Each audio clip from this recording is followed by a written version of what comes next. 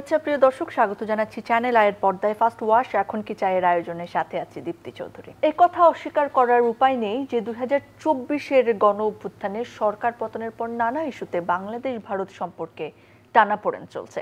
বিশেষজ্ঞদের মতে বাংলাদেশের তরফ থেকে সম্পর্ক উন্নয়নের প্রচেষ্টা অব্যাহত থাকলেও ভারতের পক্ষ থেকে যথাযথ রেসপন্স পাওয়া যাচ্ছে না। আন্দোলনের মাধ্যমে বাংলাদেশের সরকার পতন, অন্তর্বর্তীকালীন সরকারের দায়িত্ব গ্রহণ, রাষ্ট্র সংস্কারের বিভিন্ন উদ্যোগ বাংলাদেশের অভ্যন্তরীণ বিষয়। এইসব বিষয়কে কেন্দ্র করে ভারত সরকারের বর্তমান অবস্থানের কারণে দ্বিপাক্ষিক সম্পর্কের ক্ষেত্রে যখন এরকম জটিল অবস্থা বিরাজ করছে, তখন সঙ্গত কারণে প্রশ্ন উঠেছে বাংলাদেশের প্রতি ভারতের শাসক গোষ্ঠীর দৃষ্টিভঙ্গির ব্যাপারে।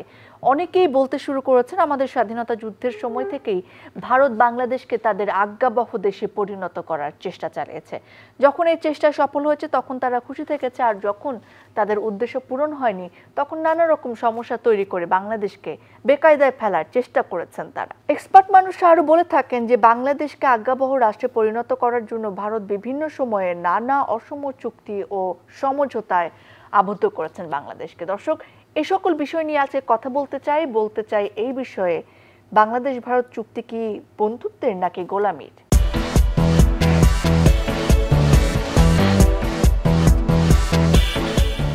এ বিষয়ে কথা বলার জন্য আমাদের সাথে রয়েছেন আবু আলম শহীদ খান, সাবেক সচিব। আমাদের সাথে রয়েছেন সিনিয়র সাংবাদিক মীর মোস্তাফিজুর রহমান। আপনাদের দুজনকে স্বাগত জানাচ্ছি, অনেক ধন্যবাদ সময় দেওয়ার জন্য। চুক্তি আসলে কি সেটা যদি না জানি বা সেটা নিয়ে কথা না বললে আমার মনে হয় যে চুক্তি কি নিয়ে হলো বা কতটা বাস্তবসম্মত হলো সেটা নিয়ে প্রশ্ন থেকে যায়।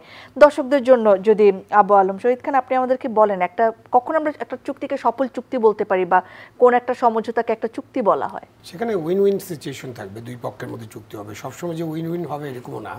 যেমন সিমলা চুক্তি, যে 71-এর যুদ্ধের পরে আমাদের জন্য মুক্তিযুদ্ধ, বাট ভারত পাকিস্তানের জন্য ওয়েস্টার্ন ফ্রন্টও তো একটা বড় যুদ্ধ ছিল। তো তারপরে সিমলা চুক্তি হয়েছিল, সেটা তো সিমলা চুক্তিতে সাইন করেছে দুই দেশের একদম শীর্ষ ব্যক্তিরা। তখন ওই চুক্তি তো আর পাকিস্তানের পক্ষে যায়নি। অথবা আপনি প্রথম বিশ্বযুদ্ধের পরে একটা চুক্তি হয়েছিল, জার্মানি একটা চুক্তি, তারা ভার্সাই ট্রিটি বলে। তো চুক্তি তো হয়েছিল, বাট চুক্তি তো আর জার্মানির পক্ষে ছিল না, যার কারণে ওখান থেকে আবার দ্বিতীয় বিশ্বযুদ্ধের সূচনা। সো চুক্তি হলেই যে এটা সবার জন্য সমান হবে, সবার জন্য ন্যায্য হবে, এরকম হতে পারে আবার নাও পারে, সেটা আমাদেরকে একটু হিসাবে রাখতে হবে। আর আমাদের এইসব চুক্তি ছাড়া তো আপনার বাণিজ্য চুক্তি থাকতে পারে, আপনি অন্যান্য অনেক সবসময় তো চুক্তি হচ্ছে। লেটার অফ ভারতের সাথে তো আমাদের চুক্তি সেই মুক্তিযুদ্ধের সময় থেকে শুরু হয়েছে এবং বহুল আলোচিত 7 দফা চুক্তি, যেটাকে বলা হয় মোটামুটি অস্থায়ী সরকারকে বাধ্য করেছিল ভারত সাইন করার জন্য আমরা শুনি। সেই 7টি চুক্তি বরং আমরা একটু সিরিজে দেখে আসি দর্শকদের সাথে নিয়ে, তারপর কথায় আসবো। ভারত বাংলাদেশে তার ইচ্ছে মতো পছন্দসই লোক দিয়ে পছন্দসই নেতৃত্ব পাঠিয়ে একটি সামরিক বাহিনী গঠন করবে, যারা আন্তর্জাতিক ক্ষেত্রে আধা সামরিক বাহিনী বলে পরিচিত হবে। বাংলাদেশ ভারতের কাছ থেকে যে সামরিক সাহায্য নিয়েছে বিভিন্নভাবে তা পরিশোধ করতে হবে। বাংলাদেশ ভারত ছাড়া অন্য কোনো দেশের কাছ থেকে অস্ত্র কিনতে পারবে না। 3, ভারতের নিয়ন্ত্রণ ও নির্দেশনায় বাংলাদেশের বহির্বাণিজ্য পরিচালিত হবে। ভারতের অনুমতি ছাড়া বাংলাদেশ কোনো পণ্য বিদেশে রপ্তানি করতে পারবে না। বিদেশি কোনো পণ্য আমদানির ক্ষেত্রে ভারতের সম্মতি নিতে হবে। 4, বাংলাদেশের বার্ষিক ও পঞ্চবার্ষিকী পরিকল্পনাগুলো ভারতকে দিয়ে অনুমোদন করিয়ে নিতে হবে। 5, ভারতের পররাষ্ট্রনীতি অনুসরণে বাংলাদেশের পররাষ্ট্রনীতি প্রণয়ন করতে হবে। 6, বাংলাদেশ ও ভারতের মধ্যকার চুক্তিগুলো বাংলাদেশ একতরফাভাবে অস্বীকার করতে পারবে না। ভারত চুক্তিগুলোর কার্যকারিতা অস্বীকার না করলে বছরান্তে চুক্তিগুলো বলবৎ থাকবে। 7, ভারতীয় সৈন্যরা যে কোনো সময় যে কোনো সংখ্যায় বাংলাদেশের অভ্যন্তরে প্রবেশ করতে পারবে এবং বাধা দানকারী যে কোনো মহলকে নিশ্চিহ্ন করতে পারবে। ভয়াবহ সব তথ্য বা চুক্তির ধারা দেখলাম আমরা। এই চুক্তি কি আদৌ কিভাবে হয়েছিল বা কতদিন কার্যকর ছিল? কারণ বর্তমানে তো দেখি না আসলে এই চুক্তির কার্যকারিতা। আমি তো কখনো এই চুক্তির দেখিনি। চুক্তির এই বয়ানটা আপনি যেখান থেকে আনলেন, মানে আপনার সোর্সটা তো একেবারে সলিড সোর্স না, সেটা একটু ক্লিয়ারলি বলতে চাই। কারণ আপনি যে বয়ানটা আনলেন, এই বয়ানটা বিভিন্ন মাধ্যমে, গণমাধ্যমে, হক কথা, গণকণ্ঠ, এইসব কোনো পত্রিকা প্রকাশিত হয়েছে, বা কেউ এটা বলেছেন, বাট মেইন স্ট্রিম মিডিয়া, হক কথা, গণকণ্ঠ কিন্তু মেইন স্ট্রিম ছিল না, এটাও বলে রাখি দর্শকদের জন্য। এবং কেউ এইসব নিয়ে কথা বলেছেন। আপনি যা পড়লেন, আপনার তো তখন জন্ম হয়নি, আমাদের জন্ম হয়েছে, মুক্তিযুদ্ধে গিয়েছে। সুতরাং মুক্তিযুদ্ধের পরে আপনি যা যা পড়লেন, যে 7টা পড়লেন, 7টার একটাও তো আমি কার্যকর হতে দেখিনি। ভারতীয় সেনাবাহিনী যখন ঢুকেছে, কথাটা উঠলো আপনি পছন্দ না, আপনার মুক্তিযুদ্ধ হলো হয়তো আপনার পছন্দ না, বাংলাদেশ একটা স্বাধীন রাষ্ট্র আপনার পছন্দ না। তো স্বাধীন রাষ্ট্রের জন্য যারা যুদ্ধ করেছেন, যারা নেতৃত্ব দিয়েছেন, যেহেতু শেখ মুজিব, বঙ্গবন্ধু শেখ মুজিব, উনি পাকিস্তানের কারাগারে বন্দী ছিলেন, তখন তো আমাদের একটা মুজিবনগর সরকার ছিল এবং আমাদের একটা স্বাধীন বাংলাদেশের সরকার ছিল, যে 17 এপ্রিল কয়দিন আগেই গেল। তো তখন এই সরকার যে তাদের নেতৃত্বে যে মুক্তিযুদ্ধটা পরিচালিত হয়েছে, এটা যাদের পছন্দ না, তাদের ইচ্ছে মতো বয়ান তৈরি করেছে এবং বয়ান তৈরি করে এটা তাজউদ্দিন সাহেবের নামে চালানো হয়েছে। এবং পার্টির ভিতরে হয়তো তাজউদ্দিন সাহেবের কোনো বিরোধী পক্ষও থাকতে পারে যারা এটাতে উস্কানি দিয়েছে। প্রতিবাদ করেছিলেন সেই সময়? ওনার প্রতিবাদ ওনার বইয়ে আছে, ওনার মেয়ের ইন্টারভিউ আপনি দেখতে পারেন, সেখানে পরিষ্কার বলেছেন যে উনি এই চুক্তির সাথে ওনার এই চুক্তি জানেনই না, উনি এইরকম কোনো চুক্তি কখনই হয়নি এবং দরকার নেই তো, আমার তাজউদ্দিনের প্রতিবাদ দরকার নেই তো। আপনি যেটা পড়লেন যে ভারতের সৈন্যবাহিনীর যে কোনো সময় যে কোনো কারণে ঢুকতে পারবে। তা আমরা 1971 সালের 16ই ডিসেম্বরের পরে যখন 17ই মার্চ তারা চলে গেল, তারপরে ভারতীয় সেনাবাহিনী কখনো কি আমাদের অভ্যন্তরে কখনো ঢুকেছে, কারোর সাথে যুদ্ধ করেছে? ভারতের অনুমতি ছাড়া আপনি কোনো বাণিজ্য করতে পারবেন না। এটা কি ঘটেছে বাংলাদেশে? তো এই চুক্তি যারা করেছেন 75 সালে, সেই সরকার প্রধান এবং তার পরিবারকে নির্মমভাবে হত্যা করা হয়। তারপরে তো আমরা সামরিক শাসন দেখি, ক্ষমতা দখল করা হয়েছিল। তো ক্ষমতা দখলের পরে তো নানান গভর্নমেন্ট ছিল যারা এসব নিয়ে কথাবার্তা বলেন এবং তাদের সাথে যারা কথাবার্তা বলেন তাদের সাথে গভর্নমেন্টের কানেকশন ছিল। কোনোদিন তো এই চুক্তিটা প্রকাশ করলেন না তারা। এমনকি ওই যে 25 বছরের গোলামি চুক্তি আছে না, যেটার নাম গোলামির চুক্তি, সেটাও জনগণের উদ্দেশ্যে প্রকাশ করা হয়নি। তো জনগণকে তো এই চুক্তিগুলো জানাতে হবে, তাহলে না জনগণ বুঝবে যে কোনটা গোলামির চুক্তি আর কোনটা গোলামির চুক্তি না। এবং সবচেয়ে মজার ব্যাপার হলো যে শেখ হাসিনার আমলে ওই 25 বছরের চুক্তিটা শেষ হয়ে যায়, উনি কিন্তু নবায়ন করেননি। তো গোলামির চুক্তি যদি ওনার বাবা করে থাকেন আর আওয়ামী লীগ যদি ভারতের গোলাম দল হয়, তাহলে তো শেখ হাসিনার চুক্তিটা নবায়ন করা উচিত ছিল, নবায়ন তো করেননি।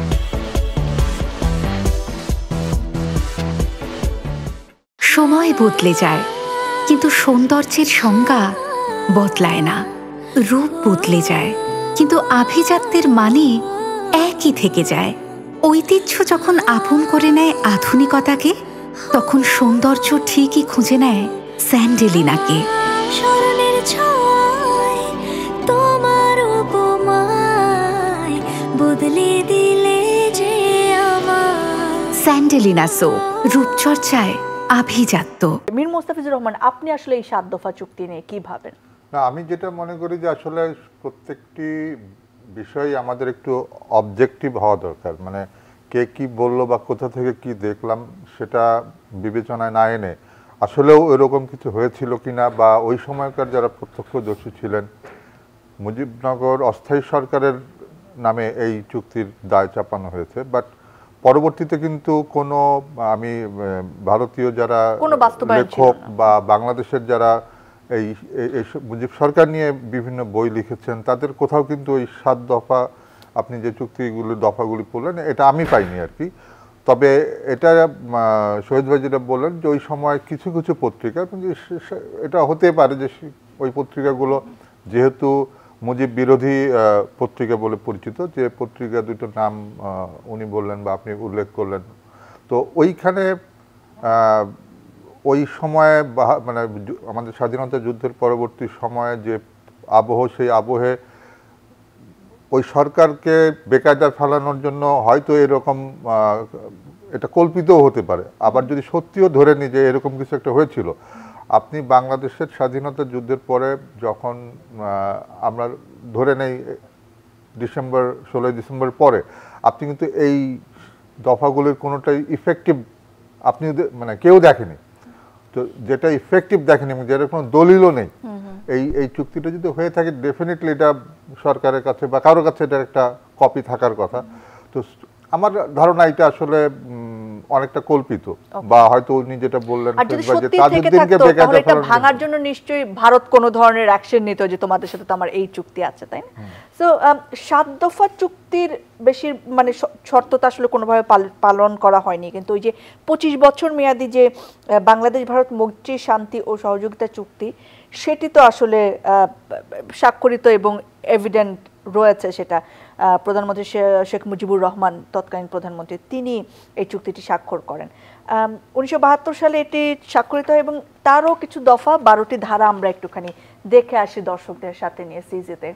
25 বছর মেয়াদী বাংলাদেশ ভারত মৈত্রী শান্তি ও সহযোগিতা চুক্তির 12টি ধারা দুই দেশের জনগণের মধ্যে দীর্ঘস্থায়ী শান্তি ও সৌহার্দ্য বজায় রাখার অঙ্গীকার, সব ধরনের বর্ণবাদ ও উপনিবেশবাদ অবসানের লক্ষ্যে একসাথে কাজ করার প্রতিশ্রুতি, জোট নিরপেক্ষ আন্দোলনে অংশ নিয়ে শান্তিপূর্ণ সহাবস্থানের নীতির প্রতি সমর্থন এবং এর মাধ্যমে বিশ্বশান্তি ও নিরাপত্তা বজায় রাখার প্রত্যয় ঘোষণা, কোনো আন্তর্জাতিক সমস্যার ক্ষেত্রে নিজেদের মধ্যে যোগাযোগ ও মতবিনিময়ের মাধ্যমে ব্যবস্থা গ্রহণের ঘোষণা, অর্থনৈতিক, বৈজ্ঞানিক ও কারিগরি ক্ষেত্রে পরস্পরকে সহায়তা প্রদান এবং সমতা ও পারস্পরিক সুবিধার ভিত্তিতে বাণিজ্য, যাতায়াত ও যোগাযোগ ব্যবস্থার উন্নয়ন সাধনের প্রতিশ্রুতি, বন্যা নিয়ন্ত্রণ, নদীর অববাহিকার উন্নয়ন, জলবিদ্যুৎ উন্নয়ন ও সেচ প্রকল্পের ক্ষেত্রে যৌথভাবে গবেষণা, পরিচালনা ও কর্মসূচি গ্রহণের প্রত্যয়, শিল্পকলা, সাহিত্য, শিক্ষা, সংস্কৃতি, খেলাধুলা ও স্বাস্থ্য ক্ষেত্রে পারস্পরিক সহযোগিতার ঘোষণা, অন্য কোনো দেশের সাথে এমন কোনো সামরিক চুক্তিতে আবদ্ধ হতে পারবে না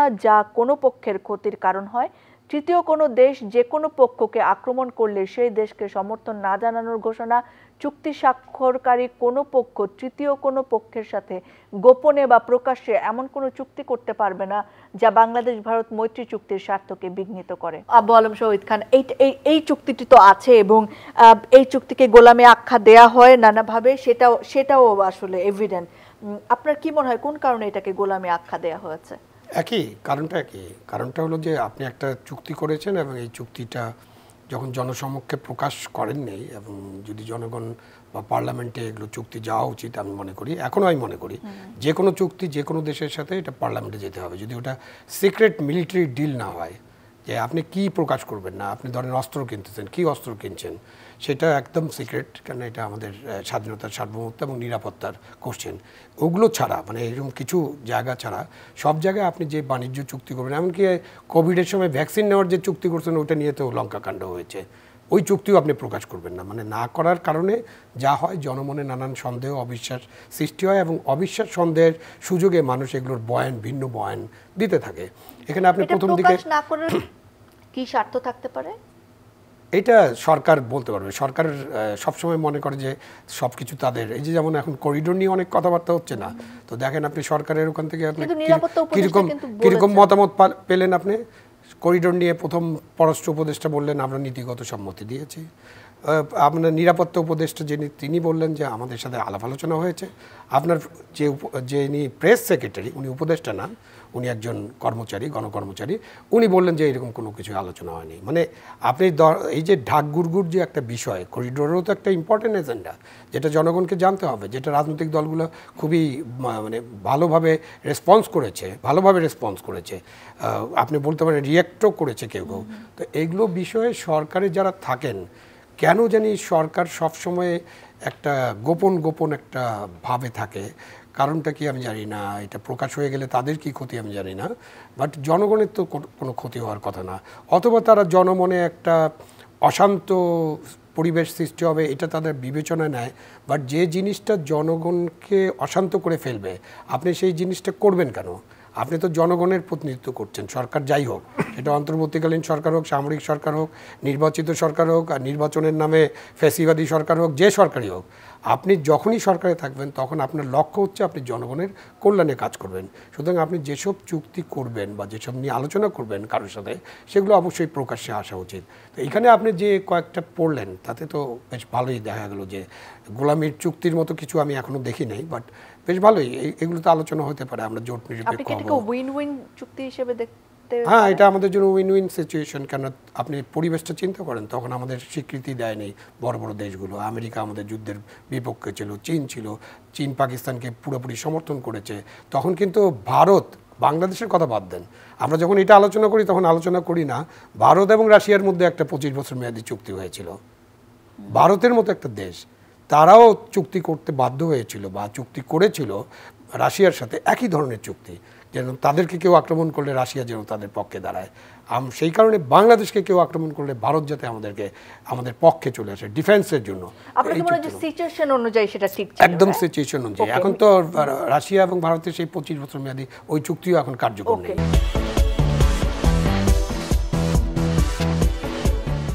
মীর মোস্তাফিজুর রহমান, আপনার কাছে একই প্রশ্ন থাকবে। আপনার কি মনে হয় যে এটা সিচুয়েশন অনুযায়ী ওটা আসলে আমাদের জন্যই বেশি প্রয়োজন ছিল এবং উইন উইন বলা যায়, এজন্যই 1997 সালে 25 বছর পর সেটা আবার রিনিউ করা হয়নি?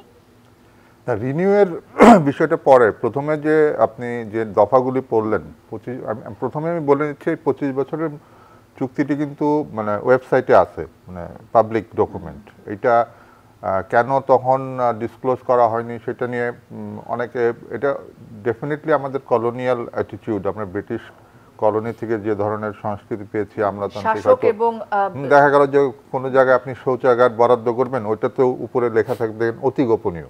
তো এই যে কালচার, শহীদ ভাইরা এটার লেগেসি বহন করে আসছেন অনেকদিন, আমাদের আমলাতন্ত্রের কালচার আর কি। যাই হোক, তো এইটা মানে আপনি যখন পড়বেন চুক্তির ধারাগুলি, সেই ধারাগুলিতে দেখবেন যে গোলামি করার মতো কিন্তু কোনো ধারাতেই নাই, বরঞ্চ বিভিন্ন উন্নয়নের কথা বলেছে, বন্যা, নদী নিয়ন্ত্রণ বা অর্থনীতি, এগুলির কথা বলা হয়েছে। একটি ধারা রয়েছে যেখানে বলা হয়েছে যে সামরিক বিষয়ক, দুইটি ধারা আছে এখানে। একটি ধারাতে বলা হয়েছে যে তৃতীয় পক্ষের অন্য কোনো দেশ যদি আমাকে আক্রমণ করে তাহলে একে অপরকে সহায়তা করার বিষয়টি। আরেকটি আছে যে আরেকটি দেশের সাথে আপনি এমন কোনো চুক্তি করতে পারবেন না, সামরিক চুক্তি, যেটা যে কোনো একজনের জন্য ক্ষতি হবে।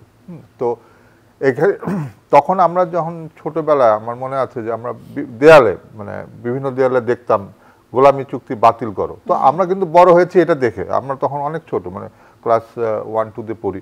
তো তখনই আমরা দেখেছি যে 74 সালে বা 73 সালে যে বিভিন্ন দেয়ালে, জেলা, আমার বাবা চাকরি করার সুবাদে আমরা বিভিন্ন জেলায়, প্রতিটা জেলাতেই তখন আমরা কিন্তু দেখেছি যে গোলামের চুক্তি বাতিল। তো আমরা কিন্তু বড় হয়েছি এটা মাথায় রেখে যে এটা একটা গোলামের চুক্তি। বাট আমি আবারও বললাম যে ইতিহাসকে আপনি সঠিকভাবে অনুসন্ধান না করলে কিন্তু পুরা জাতি একসময় ডিরেইলড হয়ে যাবে, মানে বিচ্যুত হবে আর কি। আমাদের এই ধারাগুলি পরে উনি যেটা বললেন শহীদ ভাই, যে রাশিয়ার সাথে রুশ ভারত মৈত্রী চুক্তি, যেটা এটার আদলে আমার ধারণা এটা করা হয়েছিল। রুশ ভারত মৈত্রী চুক্তি করতে কিন্তু প্রায় 3 বছর লেগেছে, মানে অনেক নেগোসিয়েশনের পরে ওটা করা। ওটা ভারতের স্বার্থ ছিল চীনের আক্রমণ থেকে যতটা না নিজেকে রক্ষা করা, তার চাইতেও বড় ছিল যে যদি ইন্দিরা গান্ধী জানতেন যে উনি ইন্টারভেন করবেন বাংলাদেশের স্বাধীনতা যুদ্ধে, ওই সময় পাকিস্তানের সাথে বন্ধুত্বের কারণে চীন যেন ভারত আক্রমণ না করে, সেইটার একটা গ্যারান্টি হিসেবে উনি রুশ ভারত চুক্তি করেছিলেন। সিমিলারলি আমার যেটা মানে তখনকার সিচুয়েশন, তখনকার আমাদের সামরিক বাহিনী তো খুবই নতুন, তো সেই সময় হয়তো প্রতিরক্ষার কারণে এটা ওই পরিস্থিতিতে আমাদের পক্ষেই যাওয়ার কথা, যেহেতু আমরা ভারত ডেফিনেটলি ওই সময় আমাদের বিপক্ষে না, ভারত আমাদের পক্ষে। ভারতের সহায়তা ছিল আমাদের স্বাধীনতা যুদ্ধে, কাজে ভারত আমাদের আক্রমণ করার কোনো কারণ নাই। তো সে আক্রমণ কে করতে পারে? হয়তো পাকিস্তান বা অন্য কোনো দেশ যদি মনে করা হয় যে আমার ডিফেন্সের জন্য আমার একটা প্রোটেকশন দরকার, সেক্ষেত্রে এই চুক্তিটার ধারা আমি ওই সময়ের বিবেচনা খুব একটা খারাপ কিছু দেখি না। দাগ খেলার মাঠ থেকে আসুক বা স্কুল থেকে, অফিস থেকে আসুক বা বাজার থেকে, কিন্তু দাগ ময়লার ভয় এখন আর নয়। তাই যে কোনো রকম দাগ ময়লাকে দাও ফার্স্ট ওয়াশের last warning. First wash detergent powder, যার এনজাইম সমৃদ্ধ মাল্টি বুস্টার মুহূর্তেই যে কোনো রকম দাগকে দূর করে এবং এর কালার গার্ড কাপড়ের রঙকে রাখে নতুনের মতো ঝকঝকে। তাই আজ শুধু আমি নই, সবাই জানে সাদার আরেক নাম ফার্স্ট ওয়াশ ডিটারজেন্ট পাউডার। আর এই যে গোলামি করা বা দাসত্ব করা, এখানে প্রত্যেকটা চুক্তিতেই কিছু বাইন্ডিং বিষয় থাকে, যে আপনি যখন দুই পক্ষ এক জায়গায় সম্মত হয় তখন চট করে কেউ একজন বেরিয়ে আসতে পারে না। এটা হলো বাইন্ডিং কন্ট্রাক্ট, ইন্টারন্যাশনাল কন্ট্রাক্টগুলি এরকমই, যে আপনার দুই পক্ষের একটা টাইম দেওয়া থাকে, যে না আমরা আলোচনা করে সিদ্ধান্ত নেব। উভয় পক্ষ যদি মনে করি যে না চুক্তি বাতিল করা দরকার, সেক্ষেত্রে বাতিল হবে। তো সেক্ষেত্রে এরকম একটা ধারা এখানে রয়েছে যে আপনি চুক্তি চাইলেই বের হয়ে আসতে পারবেন, কিন্তু এটা খুব কমন। তো ওই সময়ের যে পলিটিক্যাল রেটোরিক, এখন যে বলা হচ্ছে না যে এই সরকার, এই যে অন্তর্বর্তীকালীন সরকার, আপনি দেখবেন বলা হচ্ছে যে আমেরিকার কাছে দেশ বিক্রি করে দিচ্ছে, যে 8 করিডোরের ব্যাপার বা 8 চ্যানেলের যে বিষয়টি মায়ানমারের সাথে ত্রাণের, তো এই ধরনের পলিটিক্যাল রেটরিক কিন্তু সবসময় ছিল, তখনও ছিল। তো আমার ধারণা এই রেটরিক একটি রাজনৈতিক স্বার্থ বা হাসিল করার জন্য কিছু কথা ছাড়া হয় জনগণকে প্রভাবিত করার জন্য, এটা ওইরকম একটা দফা। তবে ভারতের সাথে বাংলাদেশের অনেক চুক্তি এখন আসলে অজ্ঞাত, মানে আমাদের কাছে বাংলাদেশের সাথে প্রকাশিত না। ভারতের আমার জানা মতে কোনো চুক্তি অজ্ঞাত নয়। তাই? আপনি যে কোনো ওয়েবসাইটে গেলে, বিশেষ করে আমাদের মন্ত্রণালয়ের ওয়েবসাইট তো খুব দুর্বল, গতকালকে এটা হ্যাকও হয়েছে, বাট ইন্ডিয়ান পররাষ্ট্র মন্ত্রণালয়ের ওয়েবসাইটে আপনি সবগুলো চুক্তি পাবেন। মানে তার বাইরে আর কিছু নেই? না, তার বাইরে কিছু থাকার কথা না, কারণ যদি থাকে সেখানে মানে গণতন্ত্রের জবাবদিহিতার যে জায়গাটা, সেখানে তো দুই পক্ষই, সেটা বাংলাদেশ হোক আর ভারত হোক, তাদেরকে তো ওই জায়গাটা তাদেরকে তখন ইয়ে করতে হবে, মানে তাদের বিরুদ্ধে শাস্তি, মানে এটা একটা শাস্তিযোগ্য অপরাধ। আপনি বলছেন যে আমরা এই চুক্তিটা করেছি, আপনি দেখাচ্ছেন ওয়েবসাইটে, যেমন আপনি এই পর্যন্ত প্রায় 130টির বেশি আমাদের কিন্তু দুই দেশের মধ্যে এমওইউ এবং এগ্রিমেন্ট আছে। আপনি এটা বলতে পারেন যে ডেফিনেটলি এ ধরনের অভিযোগ আছে যে ভারত তাদের সাথে বাংলাদেশকে ব্যবহার করে বা বাংলাদেশকে কাছ থেকে বেশি সুবিধা আদায় করেছে বা করার চেষ্টা করেছে। এরকম অনেক চুক্তি আছে যেগুলো হয়তো ভারতের জন্য ভালো, আমাদের জন্য ভালো না। যেমন, এবং এটাও বলা হয়ে থাকে যে বিগত সরকার সময় শেখ হাসিনা তার ক্ষমতা টিকিয়ে রাখার জন্য অনেক কিছু হয়তো উনি ছাড় দিয়েছেন, এরকম ব্যাপারও আছে। কিন্তু তার মানে এই না যে উদাহরণ দেবেন, যেমন এই যে ট্রানজিটের যে বিষয়গুলি বা আপনার পাওয়ার সেক্টরের যে আমরা চুক্তিগুলি করেছি, এখানে দেখা গেছে যে বিদ্যুতের যে দাম, বা আপনি ধরেন রামপাল পাওয়ার প্ল্যান্টের কথা, এটা আমাদের সুন্দরবনের পরিবেশের ক্ষতি করবে, তারপরেও কিন্তু আমরা এটা করেছি। এটা করার দরকার ছিল না, মানে এবং ভারতে কিন্তু চাইলে এটা নাও করতে পারতো। ভারত যখন দেখেছে যে না এইটা এই দেশের জনগণের মধ্যে এক ধরনের গ্রিভেন্সেস আছে, ভারত কিন্তু চাইলে এটা বলতে পারতো যে না ঠিক আছে, এটা দরকার নেই, আমার ওইখানে যে পাওয়ার প্ল্যান করতে হবে এমন তো কোনো কারণ নাই। আপনি 2017 সালে যখন তখনকার প্রধানমন্ত্রী শেখ হাসিনা দিল্লি যান, ওই সময় 35টি চুক্তি হয়েছে, যেটা কিনা গত আপনি 17 সাল আমাদের যুদ্ধ স্বাধীন হয়েছে আমরা 71 সাল থেকে আপনার 2017 পর্যন্ত এতগুলি চুক্তি হয়নি, কিন্তু এক সফরে 35টি চুক্তি হয়েছে, 22টি এমওইউ আর 13টি এগ্রিমেন্ট 17 সালে। তো এখনো অনেকের পারসেপশন তো এরকম আছে যে উনি শেষের দুইটা নির্বাচন হয় নাই বাংলাদেশে, 2018 সাল 2024 সাল, 2014 সালের নির্বাচন নিয়ে অনেক বিতর্ক রয়েছে, কিন্তু 2018 সালের নির্বাচন এবং 2024 সালের নির্বাচন একেবারেই স্পষ্ট যে এটা আসলে কোনো নির্বাচন ছিল না।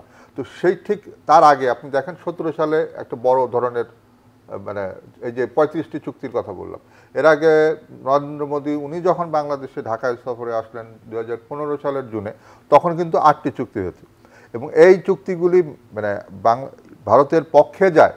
এই মেজর চুক্তিগুলি কিন্তু ওই 15 থেকে 17 এই দুই সময় হচ্ছে। আপনার চিটাগাং পোর্ট বা মোংলা পোর্টকে ব্যবহার করার যে বিষয়টা, যে এই পোর্ট দুটো ভারত ব্যবহার করে তাদের 7 সিস্টারে পণ্য নেবে, সেটাও কিন্তু 2015 সালে করা। 2017 সালে এই যে আদানির চুক্তিগুলোর এমইউ তখন সাইন হয়েছে, পাওয়ার সেক্টরের ম্যাক্সিমাম সব পাওয়ার সেক্টরের চুক্তি। তো আমরা যেটা বলতে চাচ্ছি যে আসলে একটা জিনিস হচ্ছে যে আপনি যখন ডকুমেন্টস দেখবেন তখন এই যে চুক্তিগুলি ঢালাওভাবে বলা যে এটা গোলামির চুক্তি, এটাও ঠিক না। আবার যে মানে সবসময় যে আপনি দুই পক্ষ একটা বড় দেশ যখন ছোট দেশের সাথে চুক্তি করে, ডেফিনেটলি বড় দেশ কিছু লিভারেজ নেয়, এটা ওয়ার্ল্ড ওয়াইড। আমেরিকা দেখেন তার শক্তির কারণে কিন্তু আজকে আমেরিকা এক ধমকে কত তার ট্যারিফ, এটা তো ইন্টারন্যাশনাল আইনের লঙ্ঘন, তাই না? একদম আমরা ক্লিয়ার আছি। একেবারে শেষ পর্যায়ে চলে আসছে আবলম শহীদ খান, আপনাকে দিয়ে শেষ করতে চাচ্ছি যে নানা ধরনের চুক্তি যেমন একেবারে সাধারণ মানুষও যেগুলো নিয়ে আসলে কথা বলে, যেমন গঙ্গা ও তিস্তার পানি বন্টন চুক্তি, নৌ পরিবহন চুক্তি, বন্দর ব্যবহারের বিষয়ক চুক্তি, এরকম নানা ধরনের চুক্তি তো আছে আমাদের তাদের সাথে।